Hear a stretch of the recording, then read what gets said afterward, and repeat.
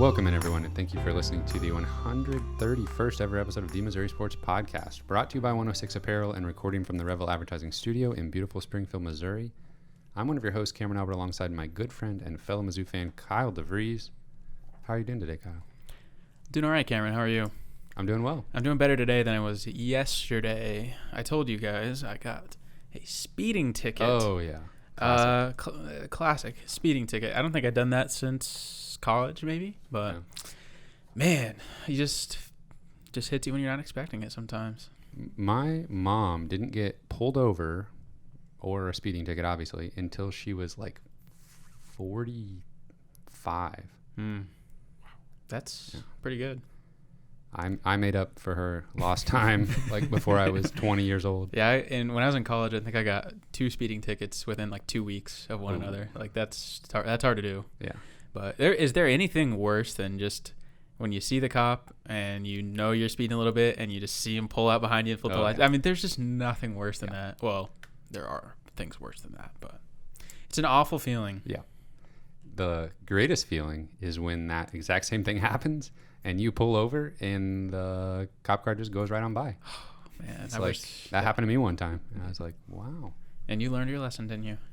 Oh, yeah. It worked. I don't speed anymore, to my credit. I don't do that. You've become a man. Yeah. My rule of thumb is just under 5 over, if you can follow that. So 4? Yeah. 4 over the speed limit. That's my max. I do that same thing only with 9 over Ooh. usually on the highway. Yeah. I feel like 4 gives me that wiggle room to where if I get a little bit over that, I'm not going to be in trouble. If you're at 9. Going down a hill, you can keep it on cruise control. If you're at 9 and then you creep up to like 13, that may be... Getting dangerous. Yeah. That may be grounds for punishment.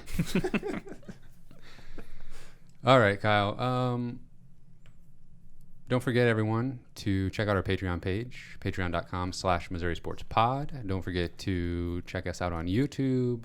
Don't forget to subscribe, leave us a comment, leave us a review on your podcast platform of choice. We would appreciate all of those things. We've got some news this week. It's been slow news recently, but quite a bit of news here in the last 10 days or so. Good news. Yeah. Mm-hmm. No bad news to speak of. We'll start it off with football news. Mizzou got a couple commitments. The first one was actually a little surprise gift to the Mizzou fan base. One gentleman in particular, I think his name was Nathan, last week. We knew that it was coming, but we didn't know who it was yet. You gave us breaking news live while we were recording. Yeah, wasn't that Mr. Jamarian Gooch? That was him. Mr. Gooch. We found out after that he was the player that was committing, and he's a very large human being. Yeah. What was the measurables? I believe he's. I've seen a couple of different things on different recruiting sites, but the consensus is around 6'8", 350 or so. Wow. So that's enormous, and he's from Tennessee. He was committed to Tennessee, I believe, at one point, and then he may have actually even been signed to Tennessee and then was released from NLI and then now is signed with Missouri. And honestly, I'm all about those offensive linemen, man. There's no better late pickup than a high 3-star, borderline 4-star offensive lineman to your class when you already have a good class and you've got some great skill players coming in. Give me all the offensive linemen. So I was super, super excited about that. And it's just so funny how, like, offensive linemen can just, like, their development is just all over the place before they come into college. And, back in the Gary Pinkel years where recruiting guys like Justin Britt who were, 250 when he came in, and they just really developed him and turned him into the size that he needed to be. But I feel like these days, and Barry Odom was this way too, but it seems like recently Mizzou's offensive line commits have been the size they need to be. Yeah, you got to have college. That SEC size. Yeah. I thought it was funny. Yeah, I would there's a question mark in this particular player's level of high school play, in my opinion, based off of one picture in particular, where it looked like it was practice, and the defensive lineman, if you can call him that, was maybe 5'10", 155. And wow. Now anybody's going to look pretty scrawny next to 6'8", 350, but he was towering over everybody else on the field. And so it'll be interesting to see how he develops for Power 5 college football. But obviously we weren't the only program that thought he was capable of playing at a SEC level. I feel like with that kind of size, we can teach him a few things that will come in handy. Yeah, especially that late in the recruiting game. And some people were maybe questioning his commitment since he had already committed to another school, but you got to keep in mind that school had a coaching change, and I feel like I can never fault a guy for moving to a different program when their coach leaves. Yeah, I mean, that's the unfortunate part that you can't really avoid is, when a coach gets fired, which is just part of it. Unfortunately, these kids are kind of hung out to dry sometimes, and they've got a couple of weeks to make their decision on where their future is gonna be for the next 4 years. So I feel like for somebody that hasn't stepped on campus yet, you're committing to the coach. That's 95% of what you're doing is committing to a head coach and that coach's vision versus an actual program or school in particular. Which is the opposite of what they tell you to do, right? They tell you to commit to a school, not a coach, because the coaches always leave. Yeah. The whole pandemic recruiting scene, I think it's going to be really interesting to see what happens in the next 2 to 3 years. If we're going to have the transfer portal is going to blow up even more than it has, or I don't know. It'll be interesting to see what happens with that. The biggest pickup for Mizzou over the past week was a quarterback for the class of 2022, and that would be Sam Horn out of Georgia. Yep. 4-star top 100 quarterback out of Georgia come to Missouri. Yeah. I think Mizzou's sending a message with this one that they mean business, and they're making upgrades in the recruiting game, because this is not something you see Mizzou do really ever. No. And the only time Mizzou is landing this caliber of player, the only time they have a shot at these kind of players is it's in-state guys. Yeah. And not only that, but it's the most important position on the field, and it's the quarterback. And I can't express enough how big of a deal this is, and just for not only Mizzou's future, but just the PR aspect of it, just Missouri saying, "Hey, we're going to be players for the foreseeable future here." Yeah, the 2021 class is tied with the best recruiting class in Mizzou history as far as overall ranking since Rivals exists, I believe. Pretty much. And we're already looking at a better class in 2022. Yeah, the 22 class really has some potential to be something special, but we are just scratching the surface. But if the commits we have right now stick, that's such a high floor for the class. Yeah, just with what we have committed, even if you sign a bunch of low 3-star guys, you're still looking at a better class than average for Missouri. Yeah, and I mean, just the Missouri class of 22, there's so many good players. There's so many 4-star players that I think absolutely Missouri has a shot at.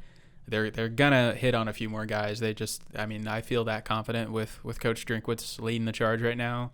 There's just so much to be excited about. But Sam Horn, he's 6'3". He's a baseball player. He's gonna play baseball at Missouri. At least he wants to. So that tells you a lot about his athleticism, his competitiveness. When I watch his film, I honestly feel like I see a little bit of Drew Lock in him. He's athletic. He can move in the pocket. He's probably, he's not elite athleticism necessarily, but he can certainly move. He can climb up in the pocket. He can make throws. He's got a really strong arm. So I saw plenty of design runs for him on his film. Yeah, he's not slow. Yeah. So it's just athletically, there's so much to be excited about. He does have the benefit in high school of having a receiver who's 5-star top 5 player in the country. He's actually going to play defense at Florida State. I forget his name, but he's electric and definitely an asset to Sam Horn, and maybe inflate some of his numbers a little bit. But he's going to have good playmakers at Missouri. Yes, he is. But I think he's in a great, I think they're like 6A, maybe even 7A, whatever the top is in Georgia. I believe that's what very competitive they play in. Yeah. So he's seeing good competition night in and night out. But I can't say how big this is for the rest of the class. I think just when you can say, hey, we just got this 4-star quarterback. We've got a great class that we're building here. That's just, I think that's so exciting to other players, when especially offensive players, to see like, okay, wow, they're really putting together an impressive class. This is how can you say no to that? So this development begs the question of what the quarterback room looks like 2 years from now, because you're going to have sophomores in Connor Bazelak and Tyler Macon. Maybe Macon's a redshirt freshman, and freshman coming in, Sam Horn, and you can't play all of them. You are correct. And the overlap of the eligibility is not conducive to them all staying for 4 years. Right, and I think that's a good thing for the program, but you can't expect everybody to stay. You're not going to be able to hold on to everybody. That's just the reality of it. But right now, Bazelak has the respect of Coach Drinkwitz. He's not going anywhere for the foreseeable future. Reigning SEC Freshman of the Year. Yeah, it's going to take either an injury or just a real step backwards from his part in his play, I think, for someone else to come in next year. Tyler Macon, I think he's a great prospect. He has a very bright future.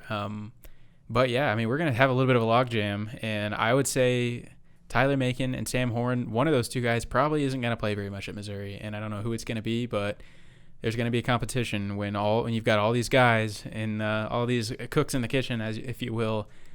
Somebody's going to get left out, and I don't know what it's going to look like, and I don't know when all those things will occur. But yeah, the good news for the team and the fans is Missouri has never had this many good quarterbacks to choose from. Yeah, and there's a really good chance that one of them will set themselves apart and win the starting job. Yep. And we'll be in good shape. Yep, I think we are in very good hands.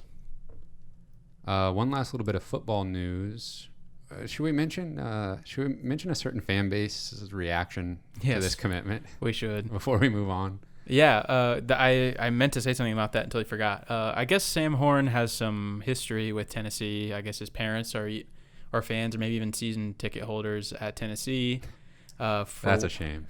What a crying shame. So I think Tennessee thought they might have had him locked down, and he was their backup option. He was their backup option. I can't remember his name, Simpson or somebody chose Alabama, and was it Alabama or Georgia? I think it was Alabama. Okay, but yes, he was their backup option, which is funny because Jeremy Pruitt did not recruit him at all before he got fired. I have no idea why, but maybe his recruitment looks different if Jeremy Pruitt had established a relationship with him, but he didn't. And Heupel came in. Jeremy Pruitt helping the Missouri Tigers one more time. Yes, thank you, Jeremy Pruitt. Josh Heupel came in and offered him, but I mean, what's it been? 3 or 4 weeks or whatever, compared to Coach Drinkwitz having a relationship with him for a really long time. That proved to be the ultimate decision there. So, I don't want to think about what it would have looked like if Jeremy Pruitt would have made relationships with him earlier, but I think it is hilarious that Tennessee thought if they miss on their top guy, we just have that fallback option. Yeah, perfectly fine. We'll just get Sam Horn. No big deal. And I don't know, Tennessee doesn't have awful quarterbacks on their roster right now, so it's not like they should be distraught over not getting a guy in 2022 that they liked. But it is funny to see them distraught in the moment. I love it. Speaking of Lovett, Dominic Lovett earned his jersey number 7. Wow, Kyle, you set me up for that one. That was amazing. Yeah, he earned his jersey number, which is a thing under Eli Drinkwitz, where you have to kind of prove that you're worthy too. You don't just get whatever jersey number you want when you're coming in.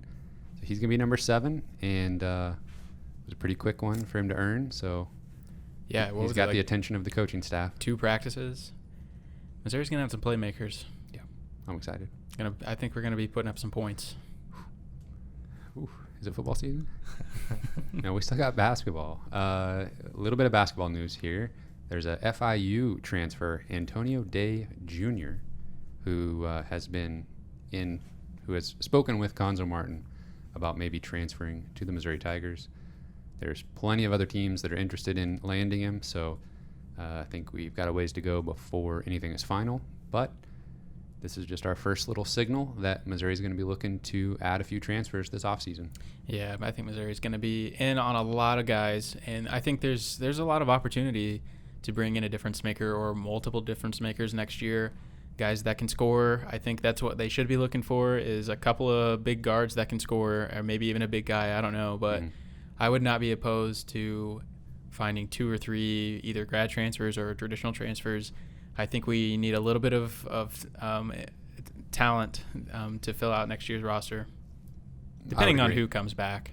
But yeah, and Conzo's been a little hit or miss in the transfer market. Obviously, he landed Drew Smith, which was just an incredible win, but then he's missed out on several other transfers that we've had our eye on in previous off seasons. So just a name to keep an eye on. Let's talk about these games. Mizzou won. They beat Florida last night, 72-70. Huge win. Yeah, massive. On the road, quadrant 1 game. It was getting to the point where, obviously, you look at Missouri's resume. We'll do bracketology at the end of the episode, but you look at Missouri's resume. They don't have any bad losses. They don't have any losses to a quadrant 3 or 4 opponent. And they have got these quad 1 wins that everybody's talking about. If you combine their quad 1 and 2 games, their record is so-so. They've been dropping a lot of those quadrant 2 games. That's better than dropping 3 or 4, obviously. And this was a quadrant 1 win on the road against, top 30 team in KenPom, Bart Torvik, a team that's definitely going to be in the NCAA tournament. Mm-hmm.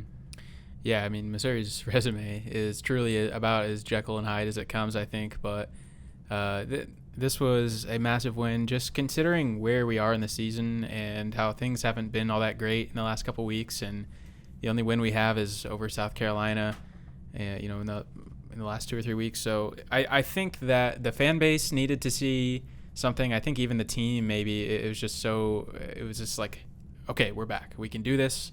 We can beat good teams. We can beat anybody. We can win on the road.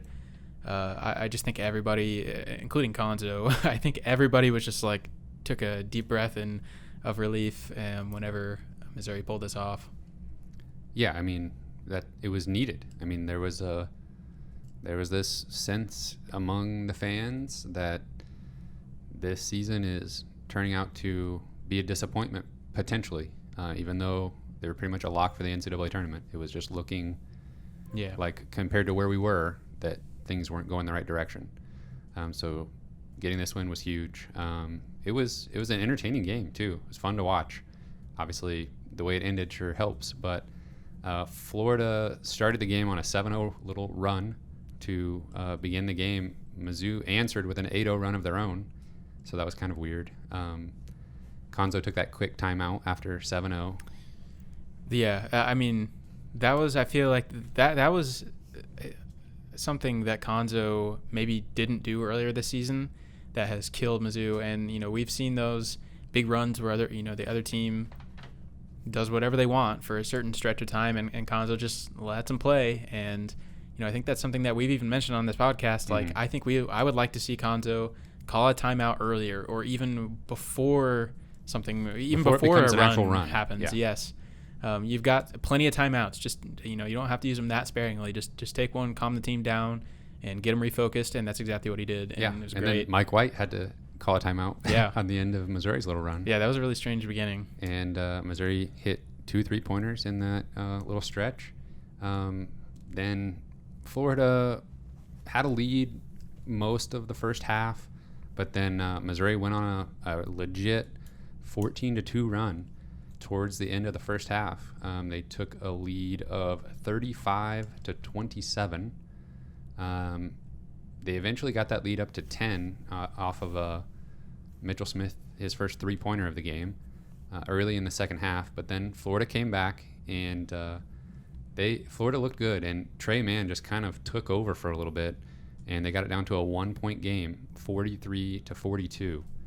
And Missouri really didn't have an answer for Trey Mann. It's hard to believe he's just a sophomore because he looks really good for stretches, but he can go quiet. It seems like as easily as he was scoring when he was on, like, why wasn't he taking more shots? He was 9 for 10 from 2 in the game. It felt like Florida was really efficient from 2, anywhere close. It felt like they were making everything, including, Trey Mann was incredibly efficient. Yeah, he only took 1 3-pointer, so he had 21 points on just 11 field goal attempts. Wow. And like you were saying, Florida was 20 for 29 from 2. That's 69%. Yeah, when you really look at the statistics of Florida's shooting numbers, and compare that to Missouri's, it's like, how did Missouri win this game? Yeah, those extra possessions. It was, Missouri was getting offensive rebounds. They were scoring in transition on turnovers. Yep. Florida turned the ball over 15 times in the first half. That's insane. That really is insane. That's like Missouri doesn't even do that. No, they don't, and they really took advantage of it. Yeah. And so that was the difference in the game. It was not Missouri's offensive efficiency from the floor, which they weren't terrible, but Florida just really was very efficient with their possessions, other than their turnovers. Missouri, when Florida got a shot off, they were usually successful. Yeah. Missouri attempted 19 more field goals than Florida. That's crazy.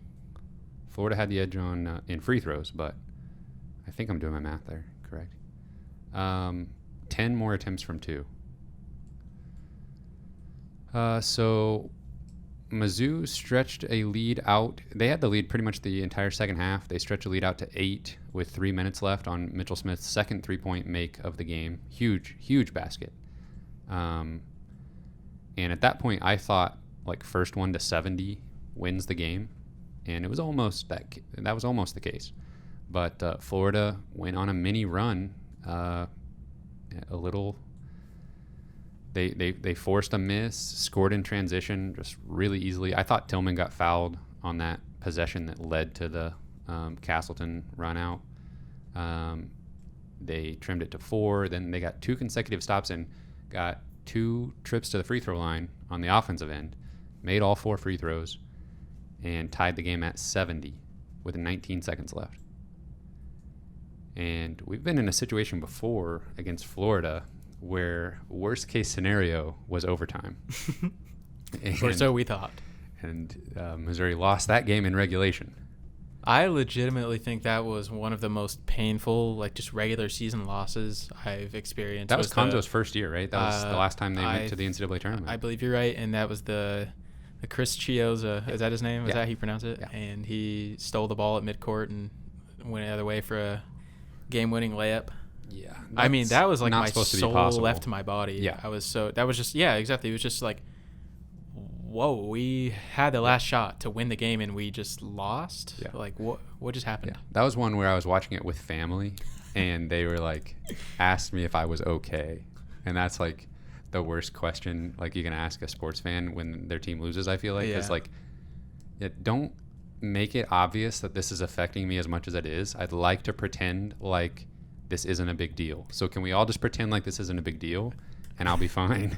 I actually, this was a few years ago, so hopefully I'm remembering this correctly, but I think that was the same day that the Chiefs lost in the playoffs to the Titans, and we watched that game together.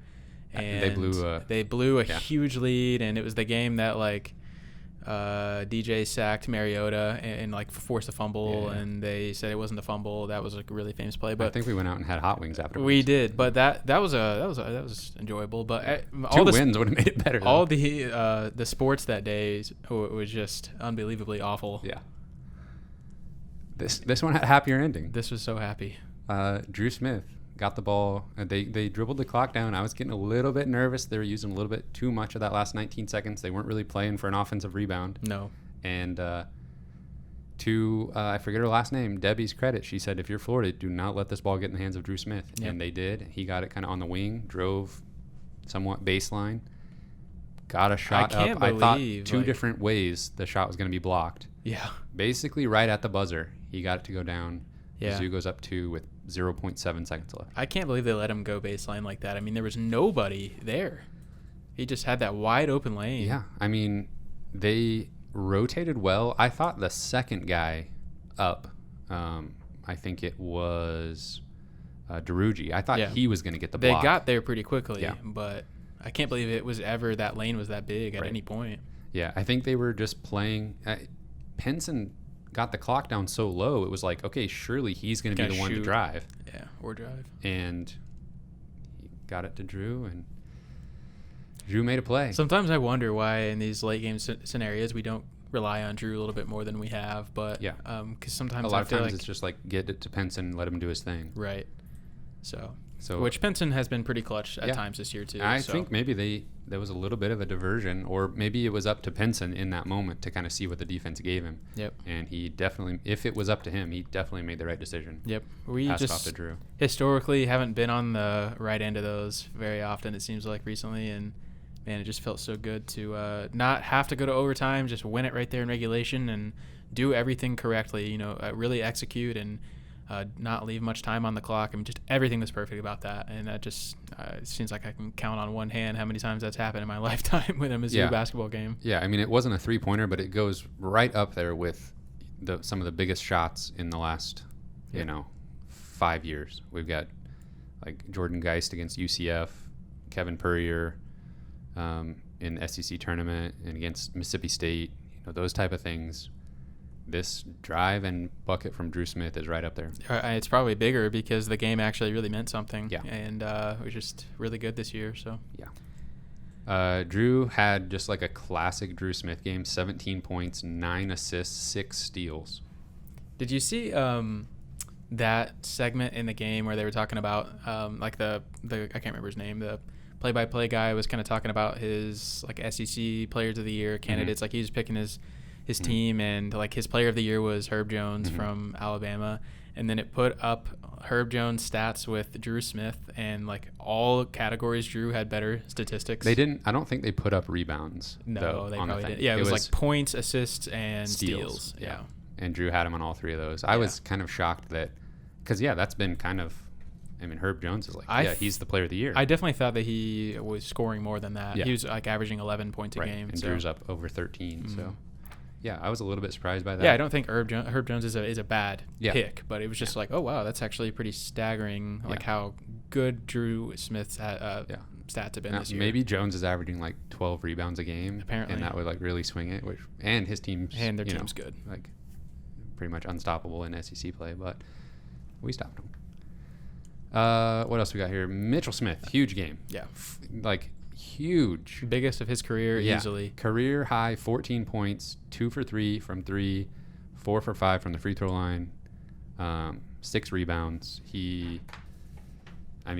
Man, I know it's really easy to say this now after the game he had, but I mean, I don't understand why he just gets so much hate on Twitter sometimes about shooting threes. Like, I know he's not a good 3-point shooter. I know that he doesn't normally make 66% of his 3-point shots. I understand that, but if in the long game, when you really look at it like a season outlook, I have no problem whatsoever with Mitch Smith putting up 3 or 4 threes a game, because I mean he can make them on somewhat consistent basis, but it just, the fact that he will shoot it, I think, just sends a message to the defense that we have to step out and guard him, and it forces the defense to be stretched. And I'm totally fine with Mitch Smith throwing up a few threes, and honestly, he's probably shot as well as a lot of other guards on Missouri's team, at least in certain stretches of this season. So, and I don't know if it's just because he's a big guy and his shot's a little bit ugly, but I think he's drawn a little bit too much criticism this year for his 3-point shooting, and I'm so happy that he had a kind of a breakout game, and he kind of won the game for us, honestly. Yeah, in his career as a Missouri Tiger, he is shooting 31% from 3. He's a great free throw shooter too, which has nothing to do with 3-point shooting, but I think he gets a little disrespected sometimes. Well, when he goes 2 for 3 in such a huge spot, I mean, yeah, and when he is making them, I mean, I kind of compare it to who's the guy for Arkansas, Vanover. Like when he's missing, it's like, oh yeah, like take all the threes you want. Yeah, dude. I mean, I don't want Mitch Smith taking 9 threes like Vanover did that first time That's they played, but yeah, I mean, yeah, no, I completely agree with you. Pinson, he's become potentially the best 3-point shooter on the team. All of a sudden, so bizarre, like how his game has changed. Although sometimes he'll go, like in this game, he was 4 for 7 from 3, and he'll potentially against LSU go 1 for 7. Yeah, like all of his points were from 3. Yeah, which is completely opposite of what I feel like he did at the beginning of the season. He had that super clutch drive where he kind of knifed through there and got a tough layup to go. Yeah, but yeah, the rest of his points were from 3. Yeah. Tillman with 12 points, Mark Smith with 11. He was really key to Missouri kind of getting things in gear early when they got down 7-0 to start. But 5 guys in double figures, and that's exactly where you need to be, that balanced attack with points coming in the paint as well as 3-point land. Can't ask for much more than that. The team shot 49% from 2, 41% from 3, and 11 offensive rebounds to Florida's 4. So we talked about those extra possessions from steals and turnovers, but those offensive rebounds helped as well. I thought it was kind of funny how I don't remember her name, but Debbie. She was really talking up Kobe Brown in this game last night, and she's a big fan of him and just how hard he plays and everything. And he really kind of had an off night for the most part. He was pretty quiet, but only played 11 minutes. Yeah, but she kind of brought him up at the end of the game, like, all right, maybe Kobe Brown will have something go his way or whatever. And she literally right after she said that, Kobe Brown got a huge offensive rebound. It was like an air ball from Mark Smith, and he just caught it and then put it up. And then I think on the next possession on defense, he got a big rebound or something like that. So he had 2 back-to-back huge plays, like right when she brought him up. Yeah, Missouri had some defensive possessions where they just looked incredible, like just flying around the floor. Obviously all those steals always look good. They even had some great defensive possessions where Florida scored at the very end of the buzzer, and it was like, that kind of sucks, but still they played good defense. I think if you go back in time, Florida has to want Trey Mann to shoot more than 11 times. Yeah, like keep shooting until you miss, keep getting to the rim. He did end up with 21 points. Anthony DeRuggi, he had 11 rebounds, which was basically the only guy for Florida making a dent on the boards. But he also made a dent in the rim when he jammed it on Mitchell Smith. That was a great dunk. Jeez. That was remarkable. Probably the best one I've seen this season. That was incredible. And they showed the replay later in the game from a couple different angles, and that was something else. That was one of the better ones I've seen in a while. Yeah. He also put a dent in Mark Smith and got a flagrant foul for it. Yeah. I thought overall the officiating was pretty solid. Yeah. I think that Tillman got called for 2 fouls that were questionable. The one that they reviewed, I thought I was kind of rolling my eyes that was even a foul at all, but you kind of know what you're getting into with that. They were like saying that the Florida guy flopped on that basically. Yeah. Even the announcers were like, that should be a flop warning at least. Then one later in the game where I think it was Trey Mann, he jumped into Tillman, and it's like, okay, what is Tillman supposed to do there? But I kind of understand. I thought the refs did a really good job officiating the paint for the most part. Both teams were getting away with a lot on the perimeter, I thought. And Florida in particular, when they would hedge the ball screen, they were just kind of like riding the guy towards the sideline with their body. When I thought that could have easily been, that has been called a blocking foul plenty of times this season. But Drew Smith is so good at, sometimes he is a little bit over aggressive and then has to back off. But when the refs are letting him play, he is just he's so good at getting away with stuff and playing physical defense. Yeah. When they're not calling a lot of fouls, Drew Smith is at his best. Yeah, they were really letting him play in the first half, especially. But yeah, I don't know about that flagrant foul. That was on Mark. Yeah. That was probably not a great call. No, I mean, he didn't really make. He play in the ball, I guess, but he definitely bumped him in the air. There wasn't enough contact. I think Mark really sold it with the double barrel roll he did on the ground. Yeah, and just fell awkwardly, obviously. But if he wasn't trying to draw the foul, if he's playing pickup, he's not falling like that. No, because you're not going to get free throws in pickup. Florida turned the ball over 18 times, 15 of those in the first half. Just nuts. Noah Locke was 3 for 6 from 3. Another guy, if you're 50%, you want him shooting 10 threes. I just don't understand. They turned the ball over too many times. If Florida just makes the NCAA tournament as an 8 seed and they lose in the first round, is Mike White on the hot seat, you think? I would have thought maybe. However, they said something in the broadcast that was quite interesting, that Florida hasn't had a losing SEC record under Mike White, and it even goes back to before him. But I don't know. Yeah, I don't know. They lose their best player. They still are going to get a double bye in the SEC tournament. I think they'll be okay. His seat might be warm, but he's not getting fired after this season. No. Yeah. You losing Keontae Johnson was just terrible for that team. Yeah. Mizzou now, after the win, is 15-7 overall, 8-7 in conference, number 43 in KenPom as of today, 36th on offense, 61st on defense. Seeing those numbers just drift apart little by little over the course of the season. They're 8th in both offense and defensive efficiency in SEC play. So you'd probably like to be a little bit higher in one or both of those, but you'll win plenty of games if you're middle of the pack in both. Anything else you want to talk about this Florida game? I think we covered it pretty good. We're on to LSU then. The final regular season game of the season. Man, it flies by. It really does. It's against LSU. It's home. Senior night festivities will happen after the game. LSU is 15-8, 10-6 in conference, 29th in KenPom, 7th in the country in offensive efficiency, 127th on defense, 1st in the SEC on offense, 9th in defense. Obviously, very good offensive team. They've got some names you're familiar with: Javonte Smart, Darius Days, Trendon Watford. But most importantly, they've got this freshman guard named Cam Thomas. We're quite familiar with him. We saw him play in the Bass Pro Tournament of Champions. He led Oak Hill to a championship. He was tournament MVP. And I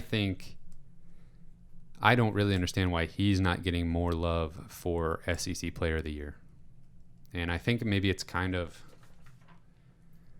little bit trendy, I think, to only give it to a freshman if there's just no question. Yeah.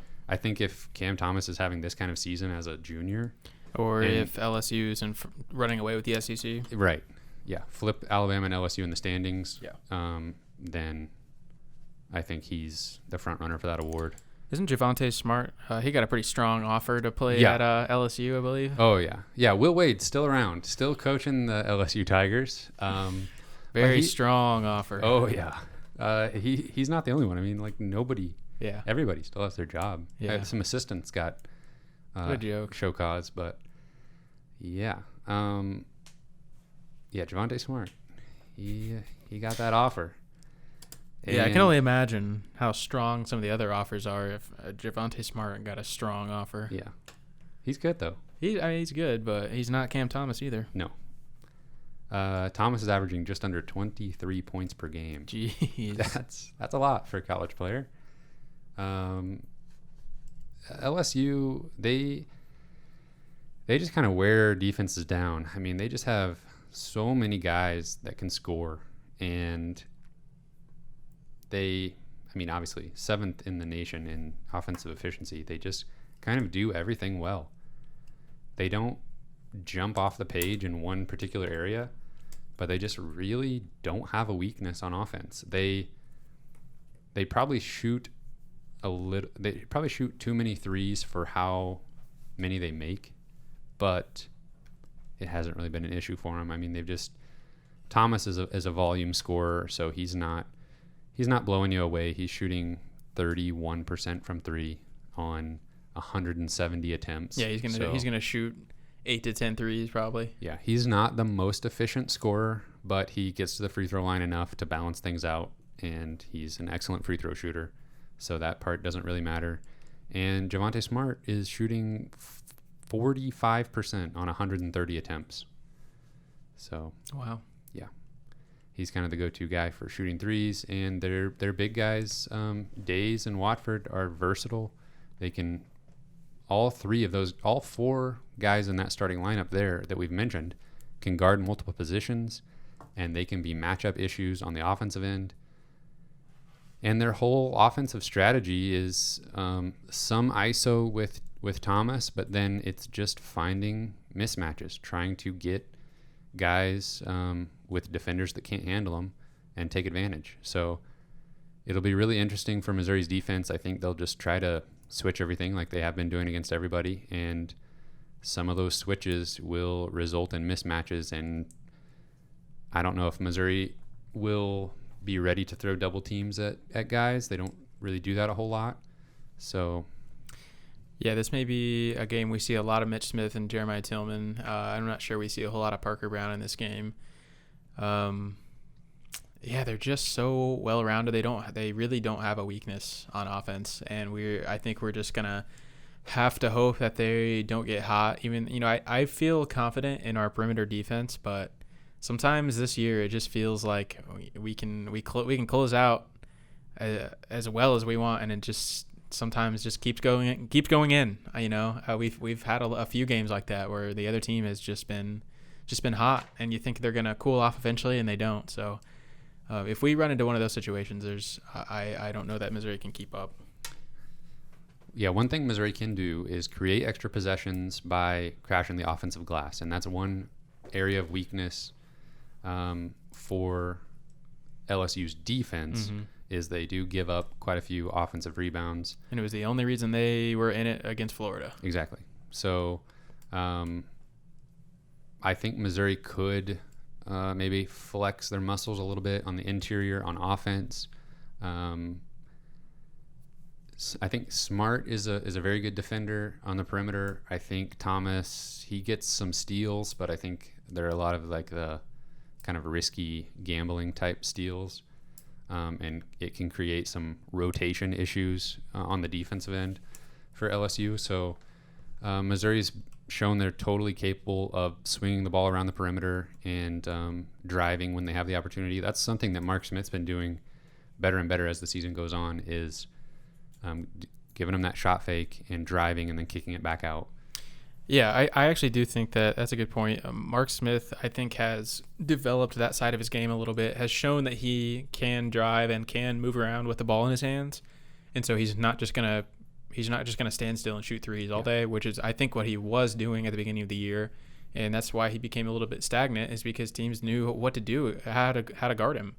And so now that he's developed that side of his game, I think it's really opened up the three for him. You could tell he started driving more, towards the beginning of conference play this season, but he was always driving to score, and he was literally just getting a shot blocked, it seemed like 80% of the time. And so he has added, to his credit, he has added another wrinkle of no understanding, unless I have a wide open, trip to the basket, I need to find something else to do with the ball other than go up with it, because he had a couple nice layups in the Florida game, but I was more impressed with his ability to be looking for someone to dish the ball to when he drove, because it's been an adventure sometimes with him when he drives to the basket. I was looking over LSU's kind of their season so far. It's kind of mixed. They split with Arkansas, and their win against Arkansas was when Arkansas was without Justin Smith. LSU also beat Tennessee, Ole Miss, and Mississippi State. That's about, I mean, those are their best wins on their schedule. They obviously lost one to Arkansas, lost to Alabama twice, lost to Florida, lost to Georgia and Kentucky, and they also lost to St. Louis in their non-conference season. So not the best resume. I mean, that's why they're sitting, third in the SEC standings and are looking at potentially a worse NCAA tournament seed than Missouri. I mean, this game might determine which one has the better seed for the big dance. Yeah, they definitely do not have even close to the resume that Missouri has, but they've just been a little bit more consistent. They just have kind of won the games they're supposed to win, as we know Missouri hasn't really been able to do all the time. Well, they did get to play Vanderbilt, so that helps. Yeah. That would literally, if you take Vanderbilt off their schedule, then they're 9-6. Yeah. And if they lose to Missouri, then they'd have the same record. That is unfortunate a little bit for the SEC standings conversation that Missouri did not get to play Vanderbilt or Texas A&M a second time. And, I mean, I'm assuming they win both of those games. It's possible they don't. But if Missouri plays both of those games as scheduled and wins them both like they probably would, then we're probably looking at a double bye potentially. But that's how it goes. What are you thinking on this LSU game? You're riding high off of that road win. We previewed this game when it didn't happen. I thought Mizzou was going to win then, and I think they're going to win now. That's what I like to hear. I just think that LSU's defense is just a little bit too suspect at times. I think Mizzou's going to find a way to take advantage of it. I think we'll see LSU go on their runs. I mean, they absolutely have the tendency to do that, but their defense just hasn't been. I don't know. It hasn't been super consistent. It's not great. No. I think Missouri's a disciplined team at times. If Missouri shows up with their experienced, disciplined selves, limit turnovers, I think they'll find a way to win. And it'll be 77-72. That sounds fantastic.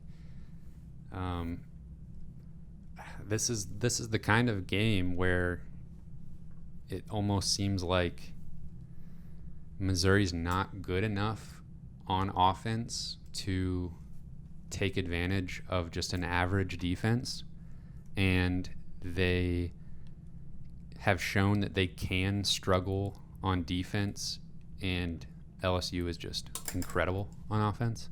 So it's like potentially a matchup issue for Missouri, like maybe the polar opposite of Ole Miss. Like Ole Miss just like shut Missouri down and scored enough to get by, and I feel like LSU could maybe be the opposite, where they're going to put up points no matter what, and Missouri's offense is going to have to come alive and keep them in the game. Kind of like at Alabama.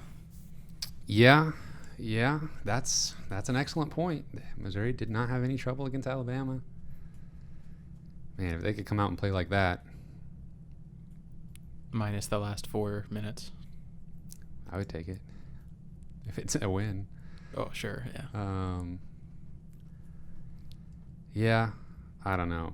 Missouri, I feel like I've just picked every game wrong this season. It's just like how I feel in my head. What, you think Missouri's been unpredictable? Yeah. It's like I'm always just basing it off of the previous game, and oh man, can Missouri win 2 games in a row? They did back, at the beginning of February. That feels like a year ago. So yeah, I'm gonna pick Missouri to win. Nice. I just don't feel good about it. How do I feel good about any game? You didn't think they were beating Florida? No. Backs are against the wall. Yeah. You got one last opportunity. One last home game. Yeah. I got to put the seniors out on a winning note in front of the fans. Yeah, I'd say Missouri wins this one, but it's going to be just as close as this Florida game was. Probably. Missouri only wins close games. That's all they do. Yeah. Yeah, even when they have big leads. Literally, it's like, we better make this close. They literally do not beat anybody by more than 10 points. Missouri wins 80-79. Wow, Nobody. That's close. Oh yeah. If Missouri wins this game, 5 seed in the SEC tournament, which is narrowly avoiding the double bye, but that's still getting a pretty good matchup because you're going to play whoever was in the play-in game. You're going to play Vanderbilt or A&M. Love it. And then you'll play. I'll tell you. LSU the 4 again? seed. Yeah. You'll play whoever the 4 seed is. So LSU probably again, which I'll take that. Yeah. And then you get Arkansas. You don't have to play the 1, right? I think you do play the 1. Yeah, you'd play the 1 if you beat the 4. The next round, but we already beat Alabama once. Well, we can do it again. And if Missouri loses this game, they can either be they can be the 5 seed if they win, or they can be the 7 or the 8 seed depending on other stuff in the league. But man, I'm sitting over here just like crunching numbers for the last 20 minutes, and Kyle just rattles off exactly everything I figured out. I just could have already told you. Like, man, learned my lesson. Yeah. I think it's most likely a 5 or 7, and then if there's a couple of upsets, I can't remember who it is specifically, but 8 seeds also in play. Doesn't matter. Gotta win that first game. You have to. That's and so I huge. would much rather play Vanderbilt or A&M than Georgia or Mississippi State. Yeah, that's. If Missouri's the 8 seed, they're behind both Ole Miss and Mississippi State, I believe, which seems crazy. Yeah. That they're gonna have a higher seed in the teams, NCAA tournament. Yeah, behind teams that they lost to. Who'd have thunk? It's wild. Behind those indestructible Mississippi teams. Yeah, it's gonna be so weird when.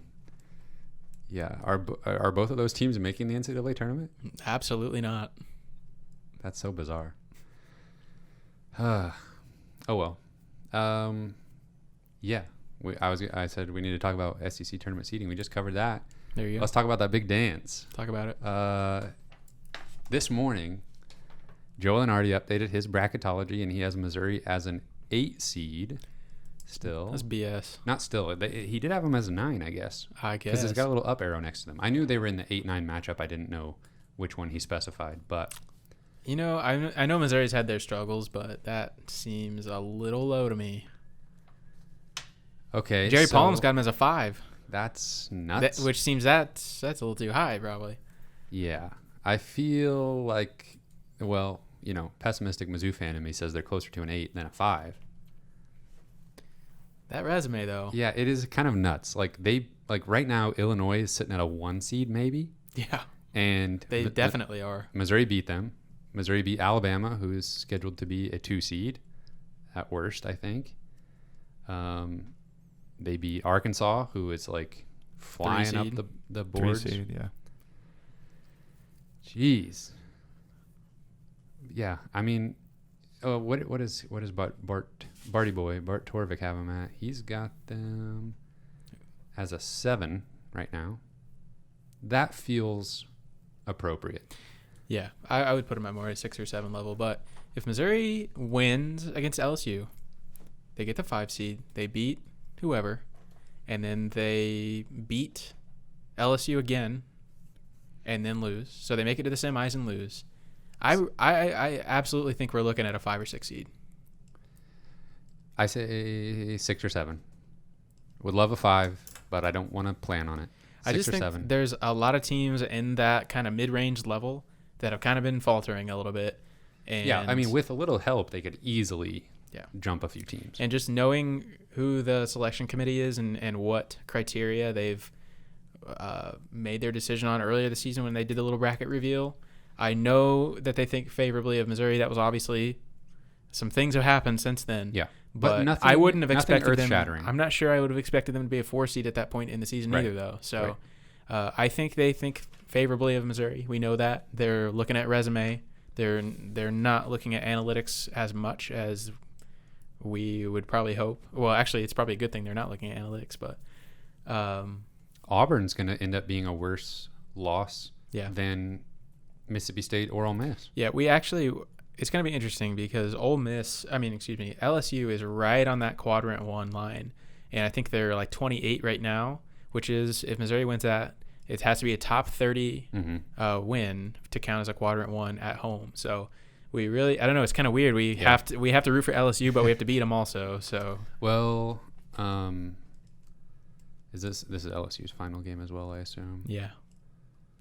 They got to play Vanderbilt. That's we kind of need to avoid LSU in the SEC tournament and hope they win their game. They need to win a couple games. Yep. Yep.